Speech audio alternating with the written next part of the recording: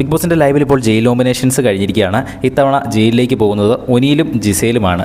അഭിലാഷിന് 6 വോട്ടുകൾ കിട്ടി, ഒനിയിലിന് 7 വോട്ടുകൾ കിട്ടി, ജിസേലിന് 10 വോട്ട്, ആര്യനും 7 വോട്ടുകൾ കിട്ടി. അപ്പോൾ ആര്യനും ഒനിയിലും 7 വോട്ടുകൾ വെച്ചാണ് ലഭിച്ചത്. അതുകൊണ്ട് തന്നെ അവർ രണ്ടുപേരിൽ ഒരാളെ വോട്ട് ചെയ്ത് തിരഞ്ഞെടുക്കാൻ പറഞ്ഞു. അങ്ങനെ ഒനിയിലിന് 12 വോട്ടുകൾ നേടി ജിസേലിൻ്റെ ഒപ്പം ഒനിയിലാണ് ഇത്തവണ ജയിലിലേക്ക് പോകുന്നത്.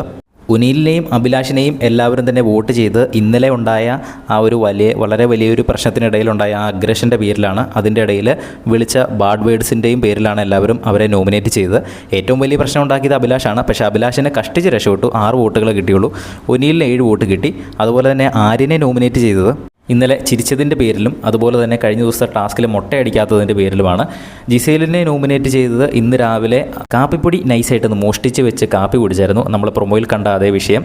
അതുകൊണ്ട് ആ ഒരു പേരിലാണ് ജിസേലിനെ എല്ലാവരും നോമിനേറ്റ് ചെയ്തത്. 10 പേരാണ് ജിസേലിനെ ഒറ്റയ്ക്ക് നോമിനേറ്റ് ചെയ്തത്.